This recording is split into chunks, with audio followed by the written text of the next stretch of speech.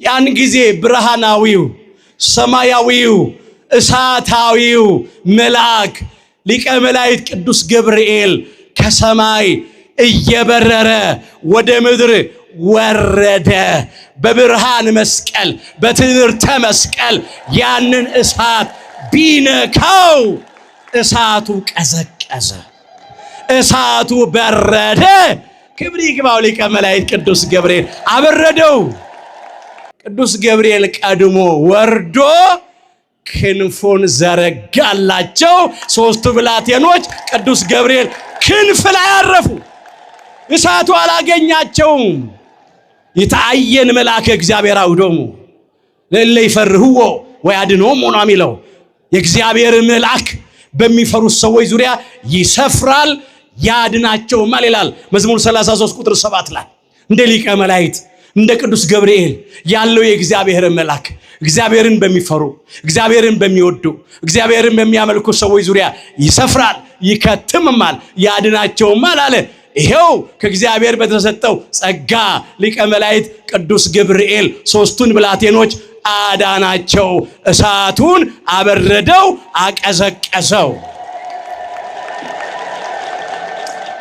ከዚያ ናቡከደነጾር መጣ። ናቡከደነጾር ሲመጣ ሲመለከት ወደ እሳቱ በር ይላል ወደ ተጣሉበት ሲያይ የጣሉት 3 ሰው ነው፣ 4ኛ ሰው ይታያል። እንዲህ ብሎ ጠየቀ ናቡከደነጾር። እንዴ እናንተ ሰዎች አላቸው አገልጋዮቹን፣ እኛ 3 ሰው አስረን ወደ እሳት ውስጥ ጥለን አልነበረ እንዴ አለ። አዎ አሉት። እኔ ማየው 4ኛ ሰው አለ። የ4ኛው ደግሞ መልኩ የአማልክት ልጅ ይመስላል አለ። ቅዱስ ገብርኤል እኮ ነው የአማልክት ልጅ ይመስላል አለ። ብርሃናዊው ሰማያዊው እሳታዊ መልአክ ቅዱስ ገብርኤል ሊቀ መላእክት ፍሱሃ ገጽ መልአከ ብርሃን አብሳሬ ትስብእት ዜናዊ ሐዲስ ቅዱስ ገብርኤል ክብር ይግባው እሱ ነው። አነ ውእቱ ገብርኤል ዘእቀውም ቅድመ እግዚአብሔር እንዳለ ለካህኑ ለዘካርያስ የሉቃስ ወንጌል ምዕራፍ 1 ቁጥር 19 ላይ እኔ በእግዚአብሔር ፊት የምቆመው ገብርኤል ነኝ ብሏል ሲያበስረው ስለ መጥምቀ መለኮት ስለ ቅዱስ ዮሐንስ። አዎ እኔ በጉሶ ያሉ የምናመልከው አምላካችን እግዚአብሔር ከሚነደው ከእሳቱ እቶን ሊያድነን ይችላል አሉ። ክብር ምስጋና ለአምላካችን ለእግዚአብሔር ይሁን። ትንቢተ ዳንኤል ምዕራፍ 3 ቁጥር 17 ላይ ተመዝግቧል። የምናመልከው አምላካችን እግዚአብሔር ከሚነደው ከእሳቱ እቶን ሊያድነን ይችላል፣ ከእጅህም ያድነናል። ይህም ብቻ ግን አይደለም፣ ባያድነንም እንኳን አንተ ላቆምከው የወርቅ ምስል አንሰግድም አሉ። ምን ማለት ነው? ባያድነንም አዳኝነቱን ተጠራጥረው ነው አይደለም። ያንንም እንዳንል የምናመልከው አምላካችን እግዚአብሔር ከሚነደው ከእሳቱ እቶን ያድነናል ብለው እኮ መስክረዋል። ባያድነንም ማለት አንዱ ትምህርተ ትሕትና ነው። ራሳቸውን ዝቅ አድርገው በእሳት እንድንቃጠል በስጋ እንድንሞት በኃጢአታችን ምክንያት አሳልፎ ከሰጠን ማለታቸው ነው። የቅዱሳን ጠባይ ትሕትና ነው። ራሳቸውን እንደ ኃጢአተኛ በትሕትና ይቆጥራሉ፣ ራሳቸውን ዝቅ ያደርጋሉ። አንዱ እሱ ነው። ሁለተኛው ባያድነንም ማለታቸው በእሳቱ ተቃጥለን እንድንሞት ፈቃዱ ከሆነ በስጋ እንድንሞት ፈቃዱ ከሆነ ስለሱ እየመሰከርን ስለሱ ክብር በእሳት ተቃጥለን እንሞታለን እንጂ አንተ ላቆምከው የወርቅ ምስል አንሰግድም አሉ። ጽናት ነው። ከዚያ ንጉሱ ተቆጣ። 7 እጅ ነበር የሚነደው፣ 7 እጥፍ አንድዶታል። 49 ክንድ እንዲነዳ አደረገ። በሰናፊላቸው በመጎናጸፊያቸው በቀሚሳቸው ጠቅልለው አስረው ወደዚያ ወደሚነደው ወደ እሳቱ እቶን ጣሏቸው ይላል። አቀዘቀዘው። ይሄንን ማለት እኮ ነው በእሳት ውስጥ ባለፍክ ጊዜ እሳቱ አያቃጥልህም። ነበልባሉም አይፈጅህም ይላል። ርዕስ አድርገን የተነሳንበት የመጽሐፍ ቅዱስ ክፍል ትንቢተ ኢሳይያስ ምዕራፍ 43 ቁጥር 2 ላይ ይሄ ነው። በእሳት ውስጥ ባለፍክ ጊዜ እሳቱ አያቃጥልም፣ ነበልባሉም አይፈጅህም። በእሳት ውስጥ እኮ ነው የተጣሉት። እዚህ ጋር አንድ የሚገርም ነገር አለ። እሳቱ ነበልባል ውጪ ያሉትን እነኛ ጡንቻዎች የፈረጠመውን፣ ቁመታቸው የረዘመውን፣ ደረታቸው የሰፋውን ናናንያ እና አዛርያ እነ ሚሳኤልን አስረው የጣሏቸውን ለብልቦ ገደላቸው ይላል። ለብልቦ ፈጃቸው። ሰዎች በራሳቸው ያን ደግሞ እንደ ክብር፣ ነውራቸው እንደ ክብር፣ ኃጢአቱን እንደ ጽድቅ፣ ርኩሰቱን እንደ ቅድስና፣ ክደቱን እንደ እምነት፣ የሞቱን ሥራ እንደ ሕይወት ሥራ ቆጥረውት ይኖራሉ። ግን እኛ ለፍቅር እንገዛ፣ ለሰላም እንገዛ፣ ለይቅርታ እንገዛ፣ ለትህትና እንገዛ። መስገድ ካለብን መስገድ ያለብን ለዚህ ነው ለእግዚአብሔር። እስቲ በሉ እንግዲህ በሉ ለእግዚአብሔር። የሚገርማችሁ ስማቸው ቢቀየር እነሱ ሃይማኖታቸውን አልቀየሩም። ማንነታቸውን ለመቀየር ነው ባቢሎናውያን የፈለጉት። እነሱ ግን ሃይማኖታቸውን አልቀየሩም። ተሰደው ነው የሚኖሩት በሰው ሀገር። ከሃይማኖት ግን አልወጡም። የሚኖሩት ጣዖት በሚመለክበት ቤተ መንግስት ውስጥ ከጣዖት አምላኪያን ጋራ ነው። ጣዖት በሚመለክበት ቤተ መንግስት ውስጥ እየኖሩ ጣዖትን በሚያመልኩ ሰዎች መካከል እየኖሩ እነሱ ግን እግዚአብሔርን ያመልኩ ነበር። ለምን? ፍላጎት ካለ መንገድ አለ። ሃይማኖት አልለወጡ። ከዚያ ንጉሱ የሚበሉትን ጮማና የሚጠጡትን የወይን ጠጅ አዘዘላቸው ይላል። ጃንደረባው የጃንደረቦቹ አለቃ አስፋኔዝ ይህንን እንዲያደርግ ከእግዚአብሔር ከናቡከደነጾር ከንጉሱ ታዘዘ። እነሆ ወደ ዳንኤል ቀርቦ ንጉሱ የምትበሉት ጮማና የምትጠጡት የወይን ጠጅ አዞላችኋል፣ ከዚህ ብሉ አላቸው። ነቢዩ ዳንኤል ግን እንዲህ አለ፣ ሰውነታቸውን ይላል በንጉሱ መብል እንዳያረክሱ ነው የሚለው። እዛ ትንቢተ ዳንኤል ምዕራፍ 1 ቁጥር 8 ላይ ጮማ ከምንቆርጥ ጥሬ እንቆርጥም አሉ። የወይን ጠጅ ከምንጠጣ ውሃ እንጠጣ አሉ። ሁለት ነው ምክንያቱ። አንደኛ ናቡከደነጾር ጣዖት አምላኪ ነው። በቤተ መንግስቱ የሚመለከው ጣዖት ነው። ከንጉሱ ማዕድ የሚበሉ የሚጠጡ ከሆነ ለጣዖት የሚሰዋውን ተረፈ መስዋዕት ሊበሉ ሊጠጡ ነው። ይሄ ደግሞ መርከስ ነው፣ ርኩሰት ነው። ስለዚህ እንደዛ እንዳይሆን ነው ከማያምኑት ጋራ በማይመች አካሄድ አትጠመዱ ይላል። ብርሃን ከጨለማ ጋራ፣ የሚያምን ከማያምን ጋራ፣ ክርስቶስ ከቤልወር ጋራ፣ የእግዚአብሔር ታቦት ከጣዖት ጋራ ምን ህብረት አለው? ምን ክፍል አለው? ምን አንድነት አለው ይላል። እዚህ ሁለተኛ ቆሮንቶስ ምዕራፍ 6 ቁጥር 14 ላይ ነብዩ ዳንኤልና አናንያ፣ አዛርያ፣ ሚሳኤል የሚያመልኩት እግዚአብሔርን ነው። ባቢሎናውያን የሚያመልኩት ጣዖትን ነው። ስለዚህ ከነሱ ማዕድ አንሳተፍም አሉ። የመጀመሪያው ምክንያት በጣዖት መብል መጠጥ በተረፈ መስዋዕቱ እንዳይረክሱ ነው። ሁለተኛው ምክንያት በመጠን ለመኖር ነው። ራስን ለመግዛት ፈቃደ ስጋን ለፈቃደ ነፍስ ለማስገዛት ነው። በመጠን ኑሩ ይላል። ንቁም፣ ባላጋራችሁ ዲያብሎስ የሚውጠውን ፈልጎ እንደሚያገሳ አንበሳ ይዞራልና ይላል። በዓለም ያሉት ወንድሞቻችሁ በሙሉ ይህን መከራ እንደሚቀበሉ እያወቃችሁ በእምነት ጸንታችሁ ተቃወሙት ይላል ቅዱስ ጴጥሮስ። እዚህ አንደኛ ጴጥሮስ ምዕራፍ 5 ቁጥር 8 ጀምሮ ሰው በልቶ ከጠገበ አይቻልም፣ አበውም ምን ይላሉ? ከተራበው ይልቅ ለጠገበው አዝናለሁ ይላሉ። ካልጠገቡ አይዘሉ ነው፣ ካልዘለሉ አይወድቁ ነው፣ ካልወደቁ አይሰበሩ ነው። ስለዚህ ነብዩ ዳንኤልና ሶስቱ ብላቴኖች ስጋቸውን ለመግዛት ለማድከም ብለው በጮማ ፋንታ ጥሬ መረጡ፣ በወይን ጠጅ ፋንታ ውሃ መረጡ። ከዚያ ያ የጃንደረቦቹ አለቃ አስፋኔዝ ሰው ሾሞላቸዋል። ሜልዳር የሚባል መጋቢ ተንከባካቢ ማለት ነው። እና ቀስ ብሎ ነብዩ ዳንኤል እሱን ሲጠይቀው አይ አለ ከሌሎቹ ብላቴኖች ይልቅ ፊታችሁ ከስቶ ንጉሱ ቢያይ እኔን ታስፈርዱብኛላችሁ፣ ስለዚህ አይሆንም አለ። ነብዩ ዳንኤልም እንዲህ አለ 10 ቀን ፈትነን አለው።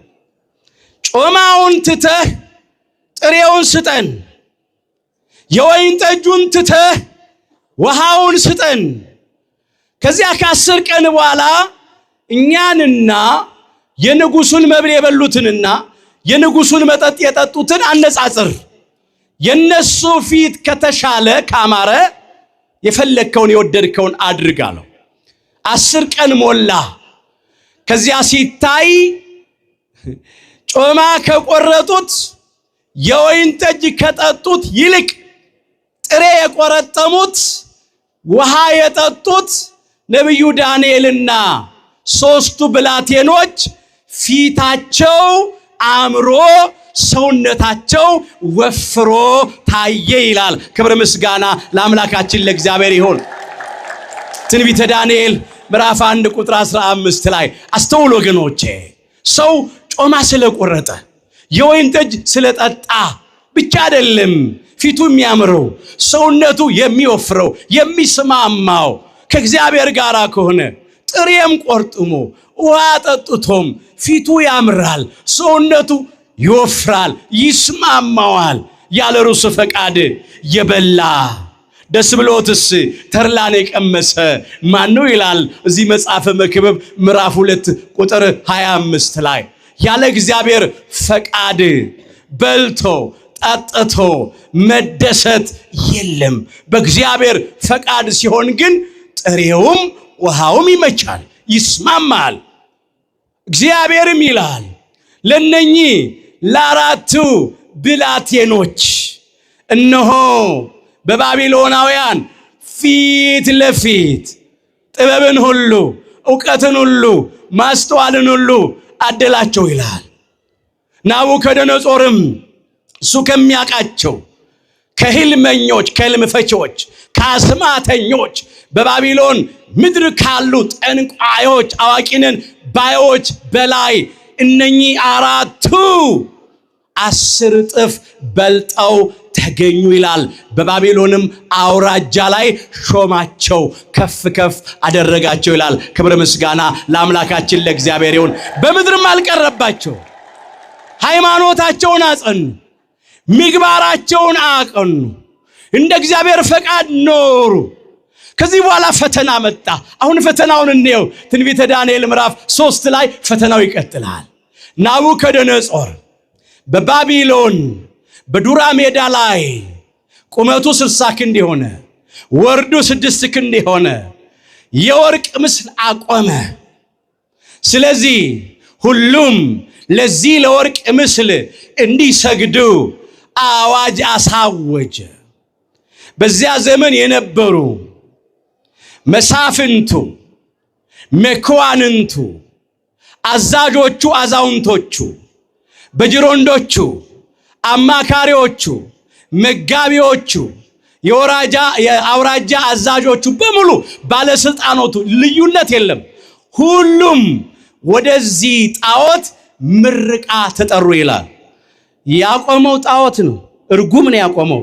እርጉሙን ጣዖት መርቁልኝ ያለ ናቡከደነጾር። አሕዛብ ጣዖት አቁመው መርቁልን ይላሉ። የአሕዛብ ጠባይ ነው፣ የባቢሎናውያን ጠባይ ነው። ለምርቃት ተሰበሰቡ፣ ተጠሩ፣ ሁሉም መጡ። ከዚያም አዋጅ ታወጀ። የመለከቱን፣ የእምቢልታውን፣ የዋሽንቱን፣ የክራሩን፣ የበገናውን፣ የመሰንቆውን ድምፅ ስትሰሙ ወድቃችሁ ናቡከደነጾር ላሰራው የወርቅ ምስል እንድትሰግዱ፣ ለዚህ የማይሰግድ በእሳት እቶን ውስጥ ይጣላል የሚል አዋጅ ወጣ። አዋጅ ነጋሪው ይህንን አወጀ።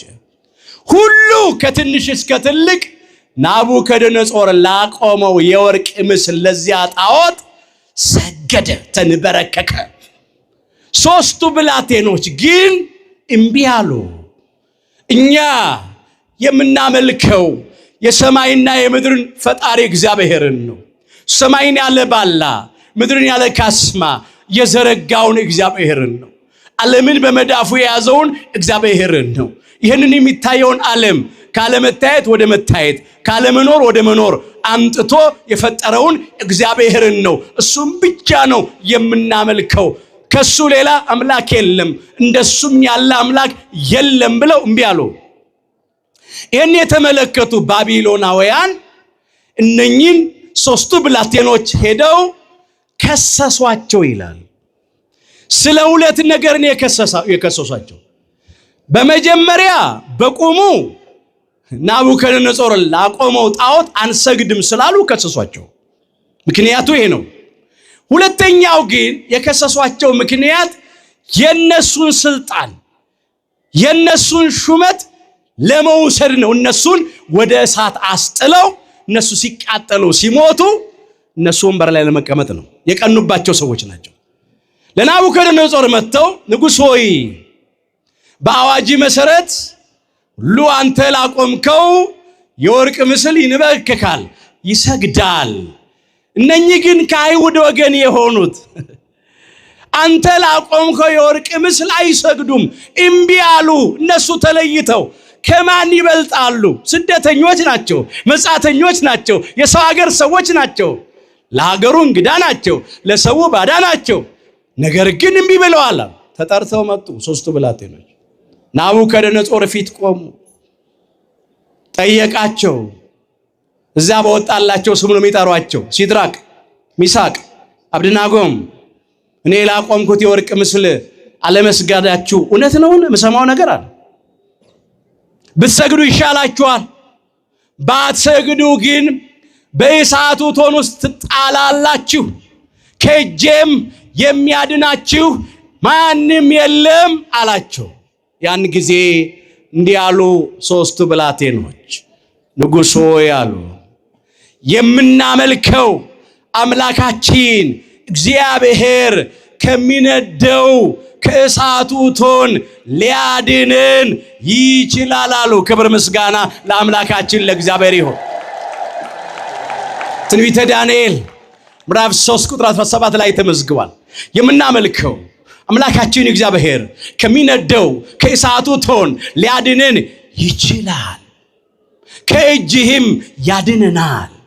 ይህም ብቻ ግን አይደለም፣ ባያድነንም እንኳን አንተ ላቆምከው የወርቅ ምስል አንሰግድም አሉ።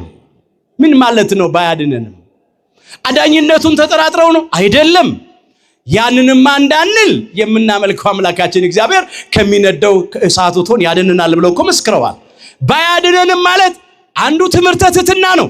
ራሳቸውን ዝቅ አድርገው በእሳት እንድንቃጠል በስጋ እንድንሞት በኃጢአታችን ምክንያት አሳልፎ ከሰጠን ማለታቸው ነው። የቅዱሳን ጠባይ ትሕትና ነው። ራሳቸውን እንደ ኃጢአተኛ በትሕትና ይቆጥራሉ፣ ራሳቸውን ዝቅ ያደርጋሉ። አንዱ እሱ ነው። ሁለተኛው ባያድነንም ማለታቸው በእሳቱ ተቃጥለን እንድንሞት ፈቃዱ ከሆነ፣ በስጋ እንድንሞት ፈቃዱ ከሆነ ስለሱ እየመሰከርን ስለሱ ክብር በእሳት ተቃጥለን እንሞታለን እንጂ አንተ ላቆምከው የወርቅ ምስል አንሰግድም አሉ። ጽናት ነው። ከዚያ ንጉሡ ተቆጣ። 7 እጅ ነበር የሚነደው፣ 7 እጥፍ አንድዶታል። 49 ክንድ እንዲነድ አደረገ። በሰናፊላቸው በመጎናጸፊያቸው በቀሚሳቸው ጠቅልለው አስረው ወደዚያ ወደሚነደው ወደ እሳቱ እቶን ጣሏቸው ይላል። ያን ጊዜ ብርሃናዊው ሰማያዊው እሳታዊው መልአክ ሊቀ መላእክት ቅዱስ ገብርኤል ከሰማይ እየበረረ ወደ ምድር ወረደ። በብርሃን መስቀል በትምህርተ መስቀል ያንን እሳት ቢነካው እሳቱ ቀዘቀዘ፣ እሳቱ በረደ። ክብር ይግባው ሊቀ መላእክት ቅዱስ ገብርኤል አበረደው። አቀዘቀዘው። ይሄንን ማለት እኮ ነው በእሳት ውስጥ ባለፍክ ጊዜ እሳቱ አያቃጥልህም ነበልባሉም አይፈጅህም ይላል። ርዕስ አድርገን የተነሳንበት የመጽሐፍ ቅዱስ ክፍል ትንቢተ ኢሳይያስ ምዕራፍ 43 ቁጥር 2 ላይ ይሄ ነው። በእሳት ውስጥ ባለፍክ ጊዜ እሳቱ አያቃጥልህም ነበልባሉም አይፈጅህም። በእሳት ውስጥ እኮ ነው የተጣሉት። እዚህ ጋር አንድ የሚገርም ነገር አለ።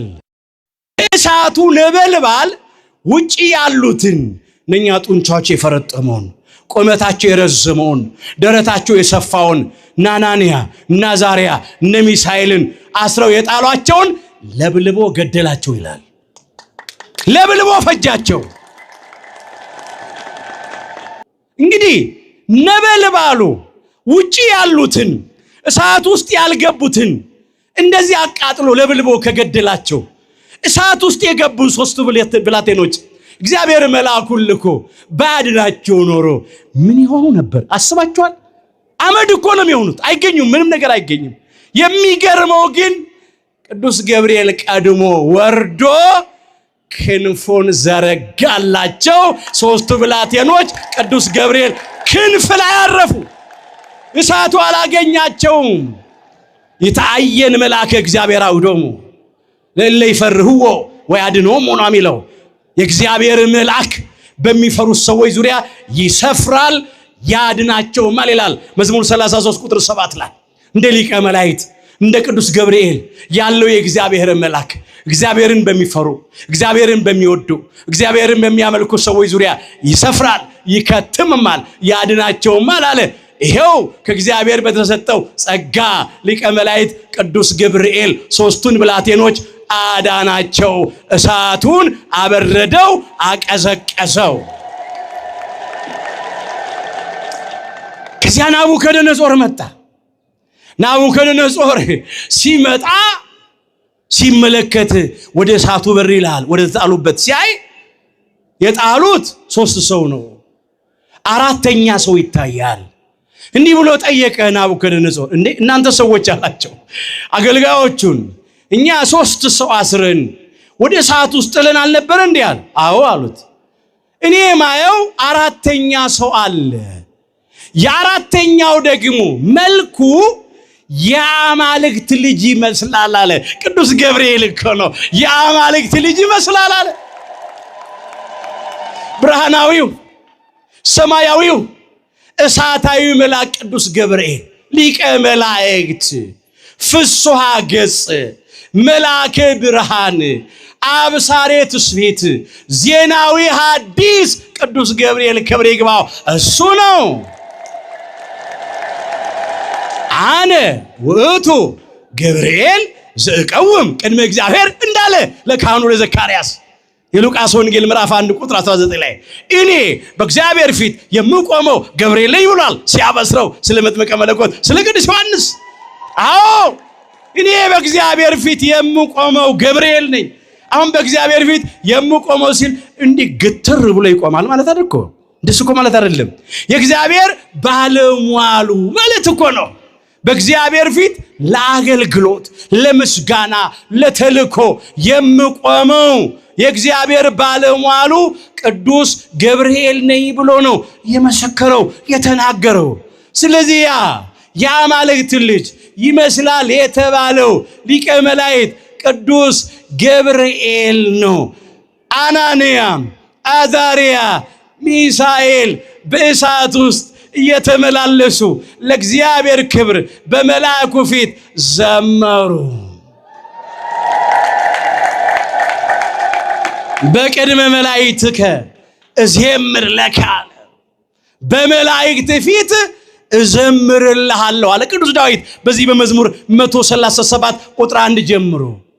በመላእክት ፊት እዘምርልሃለሁ ወይሰግድ ውስተ ጽርሐ መቅደስከ በቅድስና መቅደስህ እሰግዳለሁ። ወገኒ ለስምከ ለስምም እገዛለሁ ስምህንም አመሰግናለሁ። ስለ ምሕረትህና ስለ ጽድቅህ ስለ ቸርነትህ ክብር ይግባው። በመላእክት ፊት ዘመሩ። የእሳት ውስጥ መዝሙር እየተመላለሱ ይትባረክ እግዚአብሔር አምላከ አበዊነ ስብሁኒ ውእቱ ወልውልኒ ውእቱ ለዓለም አሉ።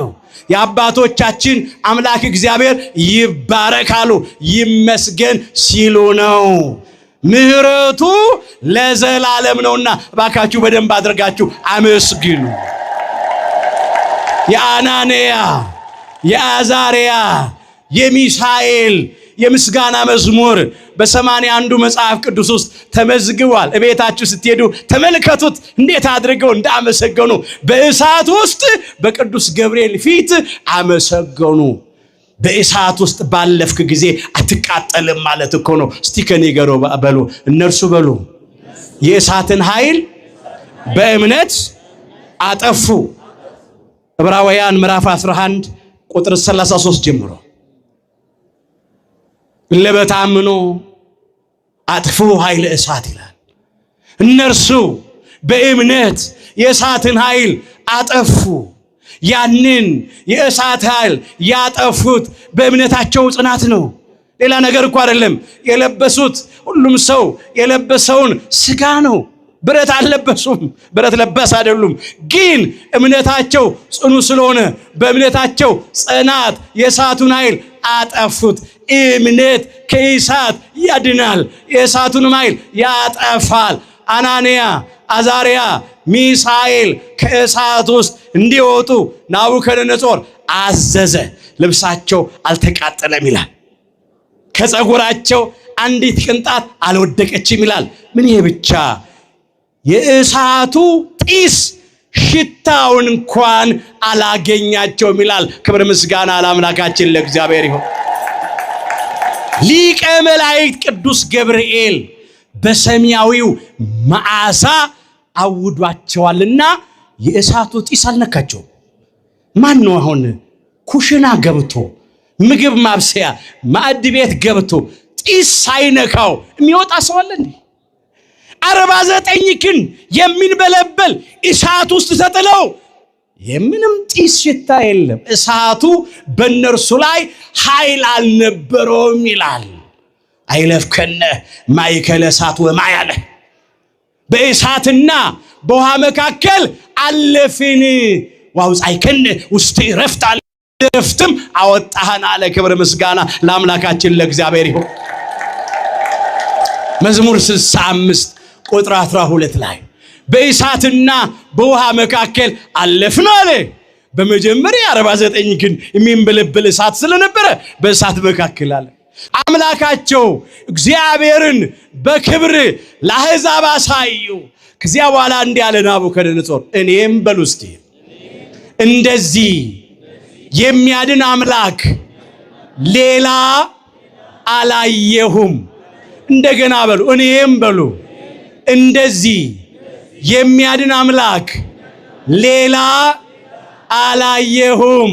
ክብር ምስጋና ለአምላካችን ለእግዚአብሔር ይሁን። የናቡከደነጾር ምስክርነት ከሊቀ ነቢያት ከሙሴ ጋር እኮ በምስክርነት ተመሳሰለ እኮ። ምን አለ ሊቀ ነቢያት ሙሴ? እስቲ በሉ እንደ እግዚአብሔር ያለ በሉ ማንም የለም። ኦሪት ዘዳግም ምዕራፍ 33 ቁጥር 26 እንደ እግዚአብሔር ያለ ማንም የለም ብሎ ሊቀ ነቢያት ሙሴ አስቀድሞ መሰከረ። በባህሪው ሞት የሌለበት በመንግስቱ ፍለትና እልፈት ለውጥ የሌለበት እንደ እግዚአብሔር ያለ ማንም የለም። ይሄ ብዙ ነው የሚያናገረው። ናቡከደነጾርም ምን አለ? እንደዚህ የሚያድን አምላክ የለም አለ። በቃ የሚያድን ከእሳት የሚያወጣ አምላክ የአናንያ የአዛርያ የሚሳኤል አምላክ እግዚአብሔር ብቻ ነው አለ። አዋጅ በአዋጅ ተቀየረ።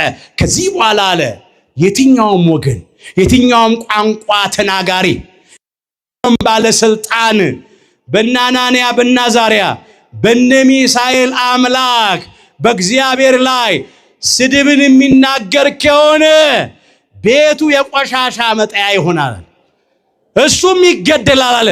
ከፍ ብሎ አንገቱ ዝቅ ብሎ ባቱ ይቆረጣል አለ። ክብር ለአምላካችን ለእግዚአብሔር ይሁን። አዋጅ በአዋጅ ተቀየረ። ይህንን ነው የምናከብረው፣ ይህንን ነው የምናስበው። ዛሬ ምን እናድርግ? ታሪክ ብቻ ተርከን እንዳንተው። ዛሬስ ከአናንያ ከአዛርያ ከሚሳኤል ሕይወት እኛ የምንማረው ምንድነው? በመጀመሪያ እምነትን ማጽናት፣ የሃይማኖት ጽናት። አናንያ፣ አዛርያ፣ ሚሳኤል ከቤተሰቦቻቸው የተማሩትን ሃይማኖትን አጽንተው ተገኙ። ከሀገራቸው ቢሰደዱ ሀገር ቢቀይሩ ሃይማኖት አልቀየሩ። ቤተ መንግስት ውስጥ ቢገቡ ሃይማኖት አልቀየሩ። ጣዖት አምላኪያን ጋር አብረው ቢኖሩ ሃይማኖት አልቀየሩ። የመጀመሪያው ነገር ይሄ ነው፣ ሃይማኖትን አጽንቶ መያዝ። ለምን? ያለ እምነት እግዚአብሔርን ደስ ማሰኘት አይቻልም ይላል ዕብራውያን ምዕራፍ 11 ቁጥር 6 ላይ። አንዳንድ ጊዜ ሀገር ሲቀይሩ ሃይማኖት የሚቀይሩ ሰዎች አሉ። ከጣዖት አምላኪያን ጋር አብረው ሲውሉ ጣዖት የሚያመልኩ አሉ። ጣዖት የሚመለክበት ቤተ መንግስቱ ሲገቡ ጮማ ለመቁረጥ ብለው፣ የወይን ጠጅ ለመጠጣት ብለው፣ የድሎትና የቅንጦት የምቾት ኑሮ ፈልገው ከአሕዛብ ጋር ከጣዖት አምላኪያን ጋር የሚተባበሩ ሰዎች አሉ።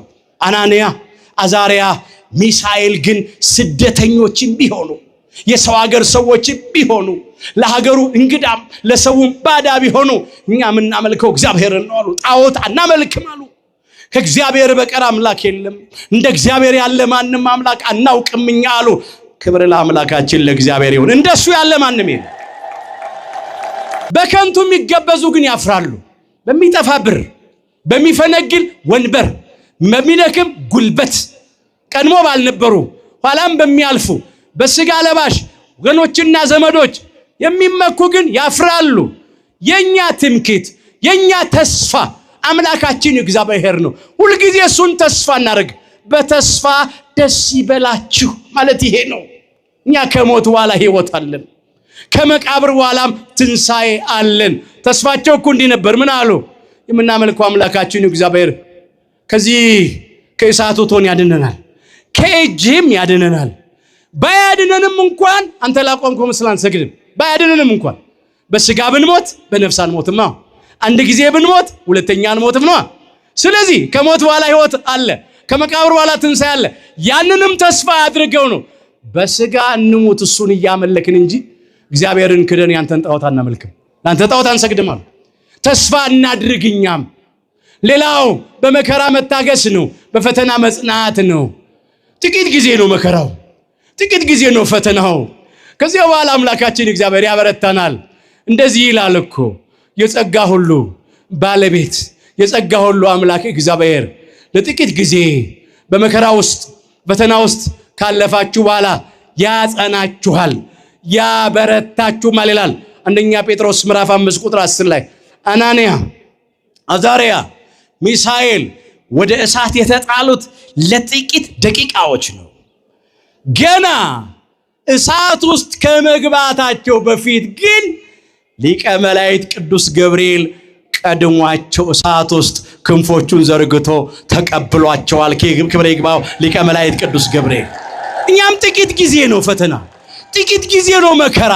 ያለ ፈተና ዋጋ የለም፣ ያለ መከራም ክብር የለም።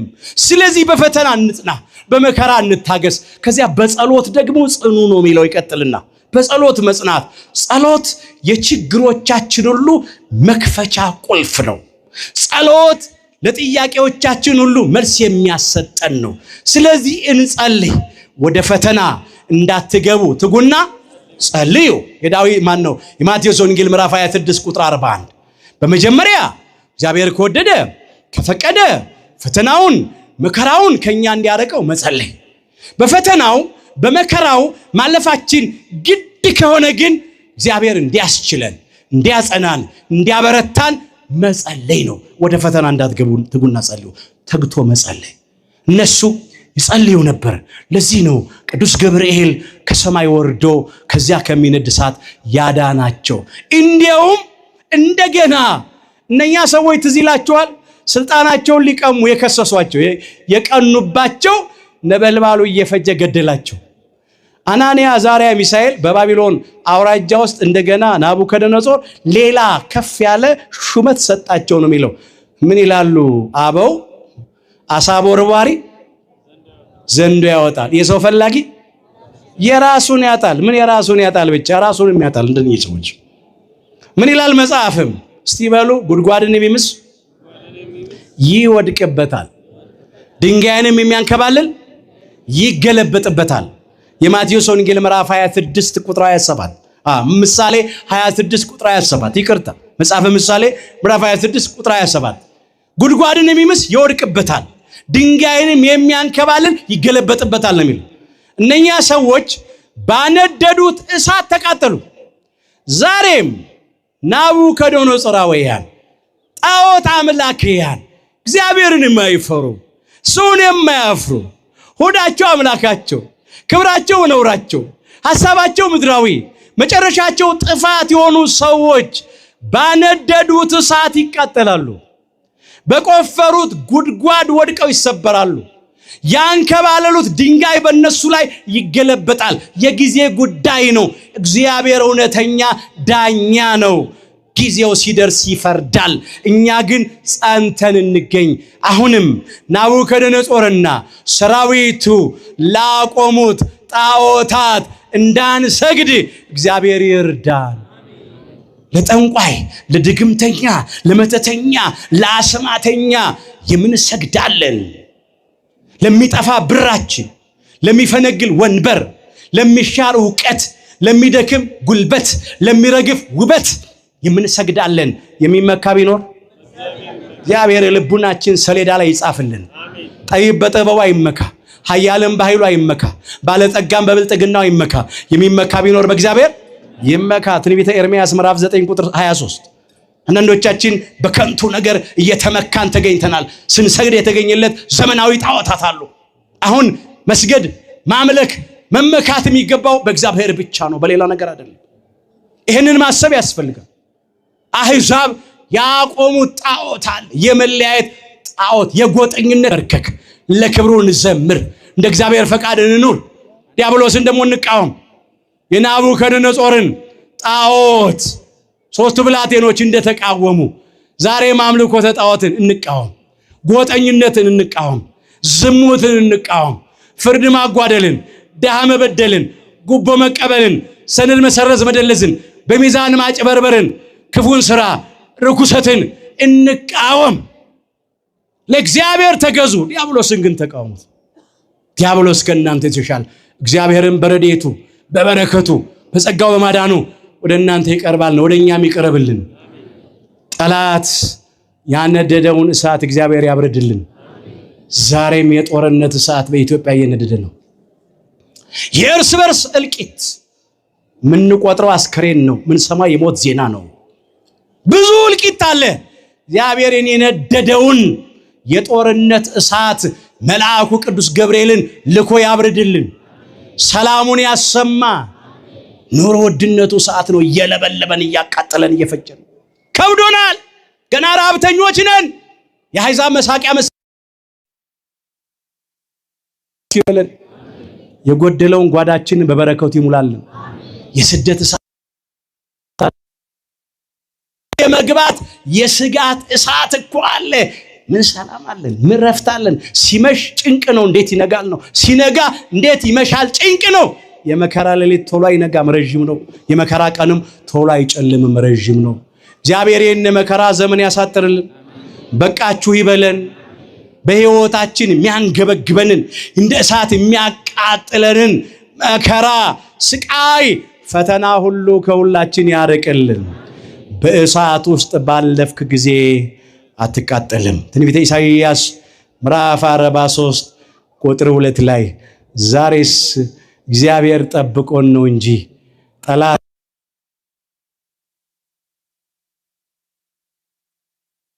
ክፎች እንዳነደዱት የመለያየት የጎጠኝነት የመበላላት እሳት ቢሆን ኖሮ ኢትዮጵያውያን ባልነበርን ነበረ። ግን እግዚአብሔር መላእክቱን እየላከ እያበረደልን አለን። ገና እንኖራለን፣ ገና እንኖራለን።